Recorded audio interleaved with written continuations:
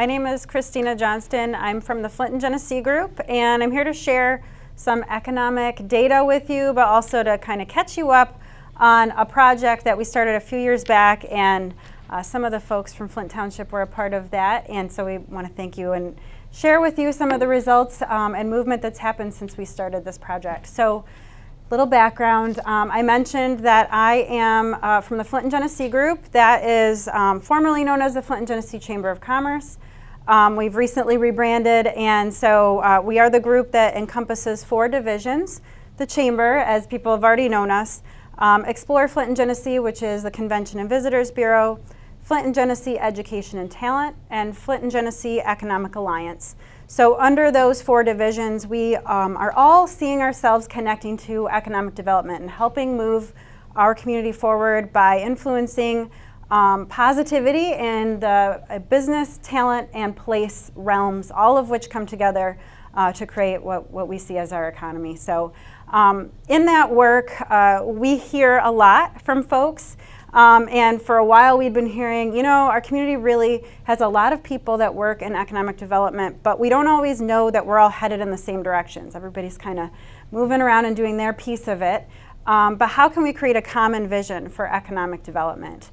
And so we spent some time thinking that through, and we knew at the Flint and Genesee Group that we ourselves could not be the owner of a vision. We couldn't even be the driver on our own. And coincidentally, there was some planning work being done with Genesee County as well as the city of Flint.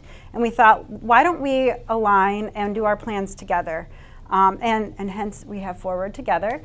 And we spent some time certainly looking at data about our community. I'm going to share a little bit of that with you, but also listening to folks, doing focus groups from all over the county. And also we convened a community summit that had 250, 300 people attending, and they provided all kinds of insights on what success looked like for our community. So I'm here today to share with you an update. Unfortunately, all of this planning and all this effort came together and finalized in July of 2020, which might be the worst time to ever launch and roll out something publicly. And so we had to kind of do a little soft launch, and we really didn't get the fanfare that we wanted. But now we're farther along, of course, glad to be with you and to present what we saw then and what we're seeing now in terms of economic movement. Let me go to the next slide. So what was that vision? So it was difficult to have a lot of voices at the table and finalize one common vision. But what we landed on was that in 2040, Genesee County would be a top 5 community in Michigan based on jobs, talent, livability, and equity. And why top 5? Genesee County is actually the 5th most populous county out of 83 counties in the state of Michigan. And so as we looked at ourselves, as we compared to other counties in the state, we wanted to see, how did we rank? Did we fall into that top 5? Do we live into that top 5-ness that we sit in population? So I'm going to start with next steps, because I said we tried to launch in 2020, and this would have been my final slide that said, now we've got this plan and here's what we do. And at that time we would have said we're going to work the strategies, we're going to track our progress, and we're going to adapt and readjust. And we are at the stage where we've been working some strategies. We've got a long horizon. 2040 is a long ways out, and we're just heading into this work. So there's a lot that can happen there. We're tracking progress. That's what I'm going to share with you today. And my hope is that you, as decision makers in your community, can use this data to inform your decisions and help you see where you fit into this plan and this vision going forward. Up there is the website. I encourage you to take a look at that. If you ever want to go in and see more about the process, who was involved, we have a data fact book that's pretty robust with information about our county. Okay, next slide. There were 6 strategies. So when I say work the strategies, what do I mean? What are those strategies? There were 6 areas that we identified that were mostly a menu. I wouldn't say they were an exact plan. Nothing really that we said we have to do these things in order to result in these results. So I'm going to give you some of those categories, but I'm not going to spend a lot of time on this because there's still a lot of work and a lot of opportunity to create more efforts in these spaces. So turning community challenges into economic opportunities, continuing to focus on business attraction and retention, evaluating and expanding tourism options, growing and coordinating community programs, building great places, that's where a lot of our municipalities come in, and investing in 21st century economic infrastructure.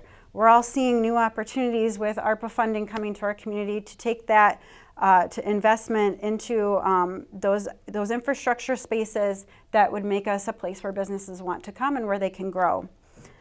So those are the 6 areas. There's certainly been a lot of work by, I know, my organization as well as our partners and many others, including the municipalities.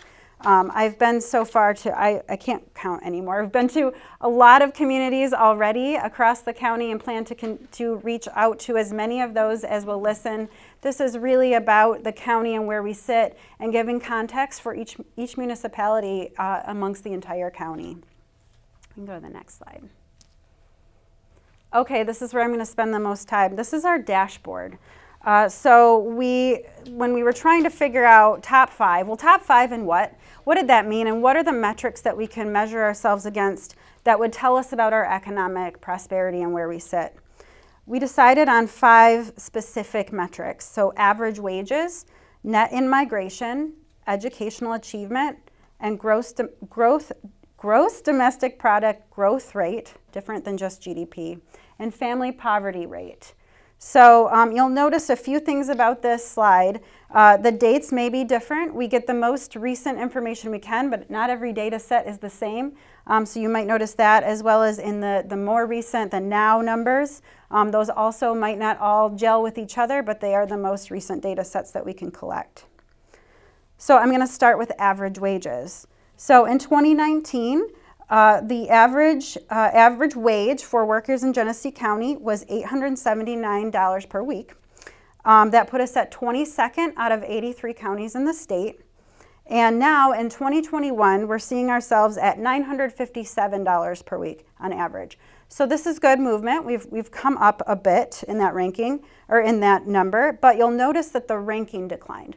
So when we see ourselves moving up, and that feels like progress, this contextualization that we've done by ranking ourselves against the other counties helps you understand that that doesn't mean we're keeping up. So other counties in the state of Michigan are growing faster in terms of average wages.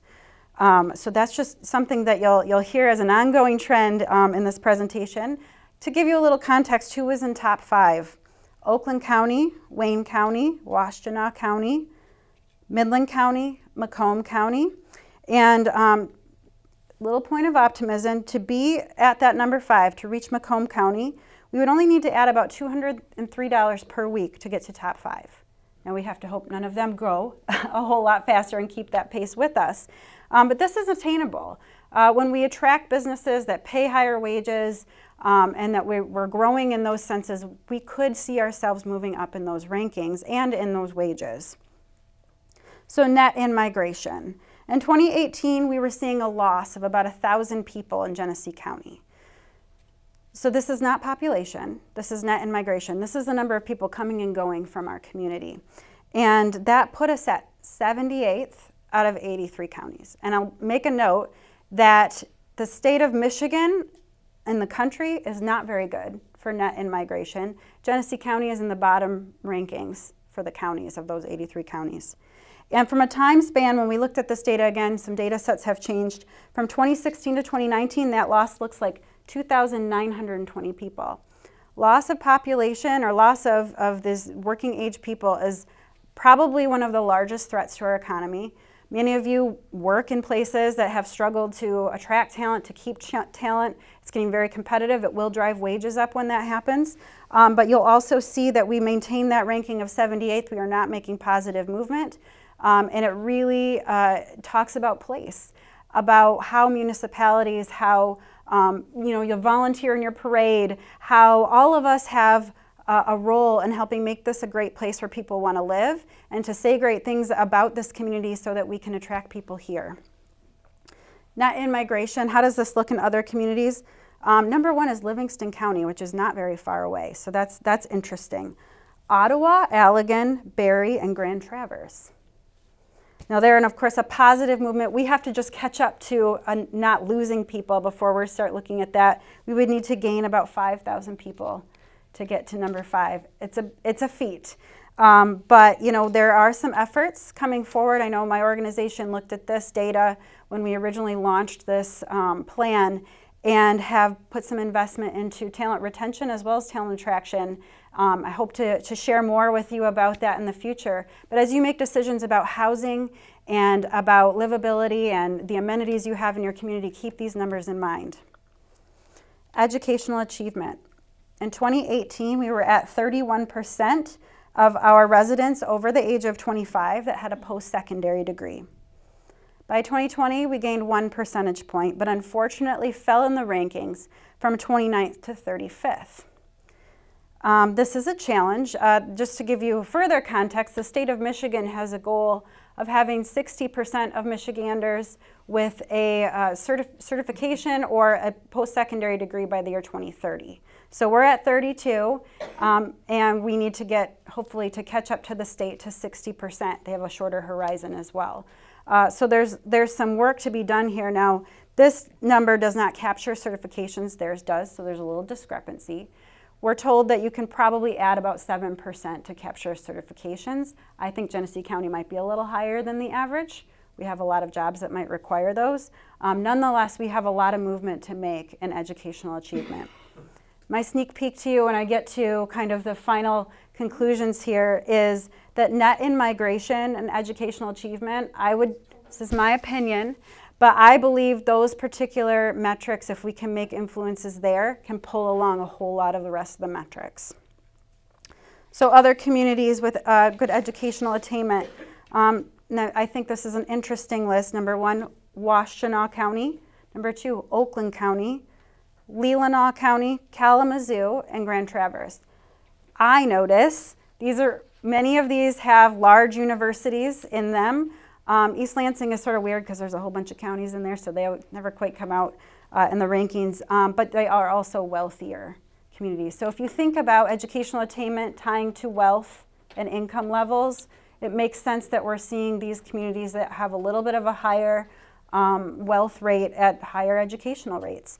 Another reason why I would say if we can focus as a community on educational attainment, we can see ourselves grow and pull folks out of poverty. GDP growth rate. This is a growth rate. This is not the same as GDP. So this is how much are we moving. This is the spot where we've had the greatest success as a county in this short amount of time. So from a 1-year time frame, 2017 to 2018, we were only growing at about a 0.88% rate, put us at 49th out of 83 counties. From 2019 to 2020, so just in that 1 year, we are now seeing a 1.17% increase there, and we were moved from 49th to 20th. So this is one of those spots where we've made the greatest leaps in those rankings, and really speaks, I think, to business growth and kind of the health of those businesses being created and coming to our county. Other communities, I think you'll notice a trend that in that top 5, this is where you see growth rate. Oscoda, Ionia, Menominee, Mackinac, and Missaukee. They're little bitty counties. Thinking of us as being number 5 in population and thinking about us having a growth rate that's not so far off from those is really strong. It really shows this is a spot where we are having some gains. Okay, family poverty rate. So in 2017, we were at about 15% of families that were living below the poverty line in Genesee County. That put us at 78th out of 83 counties. This is a spot where a number that decreases is actually a good thing, so you'll see a green arrow pointing down. By 2021, we were at 12.9%. Unfortunately, we slipped to 81st out of 83 counties in the state of Michigan for family poverty rate. That's significant. Other places that are doing well with this, Livingston County, Leelanau, Clinton, Ottawa, and Oakland. So we have a long ways to go. I don't think I need to do the math on how far, and that's why I say having more folks here, driving up those wages, looking at educational achievement, those are the spaces through which we can pull folks out of poverty and make some change in these metrics. So those are the numbers where we rank ourselves. We compare ourselves to other counties and we try to kind of contextualize our information. But we also have a scorecard where we are consistently keeping track of kind of our people and how are people faring, how are things going, what is the movement just within our county. So I'll start with economic mobility. In 2014, 6.8% of the population that was born in the bottom 20% in terms of socioeconomic or income levels was likely to move to the top 20%. So we were at 6.8% could make that movement. That's economic mobility. By 2020, that number decreased to 5.9%. So you're less likely now than you were before to move out of poverty, out of that bottom 20% into the top 20%. Third grade reading proficiency. In 2019, 41.1% of our students in third grade were at a third grade reading proficiency. By 2020, that number was 36.9. This is a number that is reflective not just of reading, it's a reflection of education across the board. Quite often these are indicators of math proficiency, they all kind of fall into place. And often are predictors of the likelihood of a young person to graduate from high school and to go on to achieve at higher post-secondary levels. So when we look at the important influence that educational attainment can have on our economy and watching those wages grow with educational achievement and seeing a proficiency that is a predictor that says we're not headed in the right direction, we have the opportunity now to invest in our schools and invest in interventions that help those kids catch up. The point of optimism I'll give you, I sit as the chair of the steering committee for the Flint and Genesee Literacy Network. We're looking at early childhood numbers and seeing some increases in the number of kids and families taking advantage of subsidy and taking up those spots in early childhood. A lot of policy movement, and if we see that continue to reinforce these young people's education, we should see a rebound by third grade, but we need to catch up with the kids that we're seeing represented right here. Total number of jobs, there was a decline between 2019 and 2020. I'm not terribly concerned about that decline. And I'll tell you that's because we're still hearing about a number of job openings, positions going unfilled. I think many businesses have sort of figured out how to do more with less people. Some folks have automated, some folks have adjusted their hours. And so we're seeing sort of a kind of market change that I don't think is an indication of our economy necessarily. Although I think when those market changes happen, it means that folks might need a little more skill for some of the positions that remain. We're back to educational achievement. Median household income has gone up a little bit from 2018. We were at $48,370 for median household income, and this is again a county number. Moved up to $50,269 by 2020, so we're seeing a little movement there. I do think that may have been reflective of some stimulus dollars that have come into households, so 2020, hard to say if that's totally reflected in there, but that we could be watching that number and seeing how it moves after those resources have ended. Workforce participation rate, this is another one that feels like a little bit of a predictor here. So in 2018, we were at 58% workforce participation rate. That is not unemployment, those are different numbers. But by 2020, we had gone down to 55.8%. So fewer people were actually seeking and engaging in the workforce that are of that working age. I think that we might be seeing some movement here. My guess is moms, dads staying home with kids who were in a remote learning situation. Maybe the family has decided, they had come to a comfort level of not having two incomes. There's a lot that could be happening in there. And I think as a community, we've got to look at those numbers and try to pull people back into the workforce. SNAP recipient households. So we did see, this is one of those down arrows that's kind of a positive thing. Folks who needed SNAP benefits or took advantage of it. I want to add that little asterisk. We did see a lower number of households receiving those benefits, but I did this presentation at the food bank, and what I heard was, yeah, that's true, but there are a lot of folks who found themselves in a new position of having hunger and need. And this was new to them, and they maybe weren't taking advantage of all of the benefits available to them. There's some points of pride and some things that may have adjusted some of these numbers when different populations needed those benefits. So Not sure if that's what we're seeing here, if this is a terribly positive thing, but something notable. And again, we could also be seeing a reflection of some stimulus dollars that had come into households. I save private establishments for last because it's my favorite one. We did see a significant increase in the number of new businesses being created. When we had our consultants working with us, and they came from somewhere else in the country, Ohio, we pretend we don't know that, and they were looking at us as compared to many other communities all over the country. And they said, we were doing these interviews with people in Genesee County, and we just kept hearing the words grit and resilience. And I said, I know you hear it, we hear it. I hate that because I never know what that means. I don't know how to quantify that. How do we really prove that to be the case? And they said, oh, you can measure that. They looked at when the economy is down, Genesee County, on average, has more people creating businesses than other places. So we see our community actually kind of pick itself up, and our residents find their own opportunities when times get rough.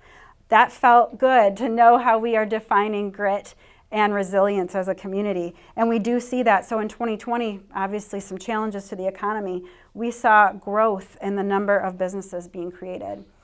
Now, we've done some further studies on what that looks like. We're seeing a lot of women-owned businesses, maybe for some of those same reasons that we are seeing folks maybe wanting to control their own schedules or having childcare to deal with. So that was something notable, as well as minority-owned businesses. Lots of growth in those spaces. Oh, we don't have slides. So now we're moving on to the key takeaways. And some of this I've sort of cheated and given you some information here, but we would say that the economic growth is evident. So seeing things like the county's gross domestic product growing represents our biggest positive movement in the county rankings of those 5 indicators. But the county's growth is not as fast as other counties in the state.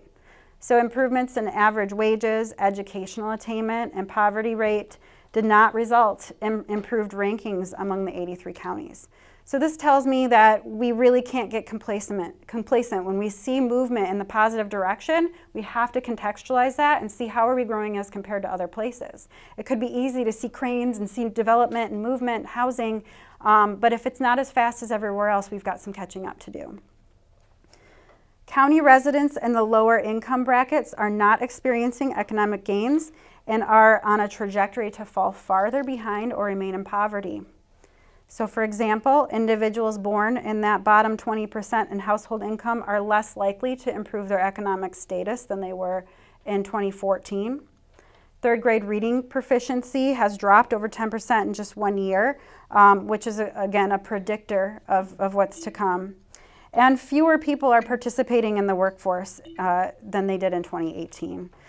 So that remains on a downward trend. So the indicators that could change these trends and kind of lift our rankings, again, net and migration, educational achievement, these are my opinions. I want to present data and allow for everyone to draw their own conclusions and dig in further and ask questions, and I love looking into more. But from my perspective, if we can have more people in the county, that's attractive to employers. My organization responds to bids for companies who are looking for new sites. That's part of our job. I'm working with Tracy on a lot of that with Flint Township. And one of the main questions that we get asked and that is considered in those evaluations is, how many people do you have? How educated are they? What is the commuter pattern? How far away are they from where we want to build our business? And so that number of people is really an important factor in attracting business. Again, when you have the companies here and those residents here, they also support the tax base, which gets reinvested in towns, cities, schools, and infrastructure, and in turn improve quality of life. So I'm sure you can all see and feel that on a daily basis. So we really do, as a county, need to see that net in migration change. And when people have higher levels of education, they're more likely to make more money. We are more likely to attract businesses that require higher skilled and therefore higher paying jobs that would come to our county to access that workforce. Average wages would improve, and ultimately household poverty would decline more significantly.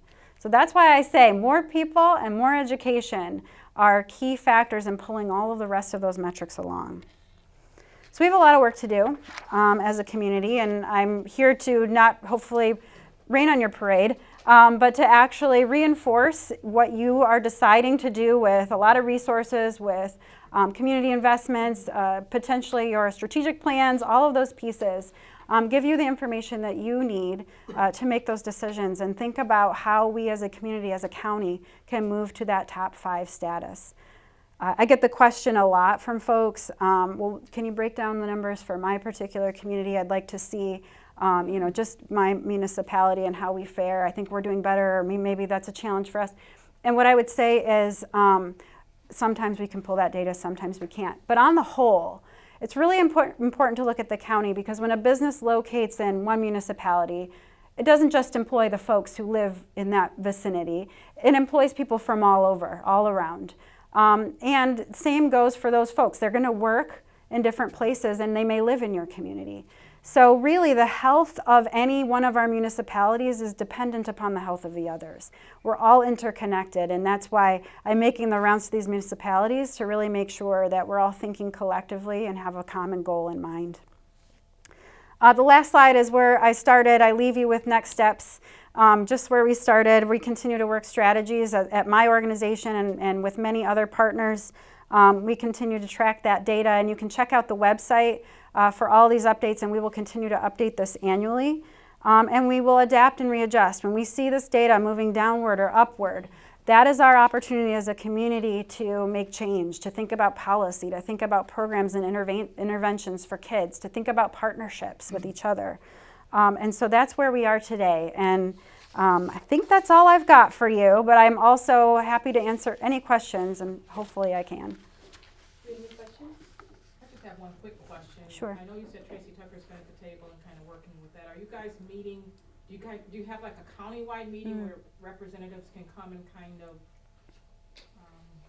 have input, ongoing input, or is it just kind of we'll give you some, we're feeding out, what happens? Good question. So the plan was actually formed with the steering committee that had representatives from all over the county. Every sector was represented, from public, private, nonprofit, and they guided the process. We also continue to keep them updated. They were one of these meetings we've done. And so there's opportunity, and I think these meetings are the start of continuing conversation. I was just chatting with Dom, our government affairs director, to talk about the next steps. Once we've made the rounds with this, what do we do next? How do we have individual meetings and conversations that help kind of put this data to work and put that into play in all of the communities in Genesee County? Thank you. Any other questions?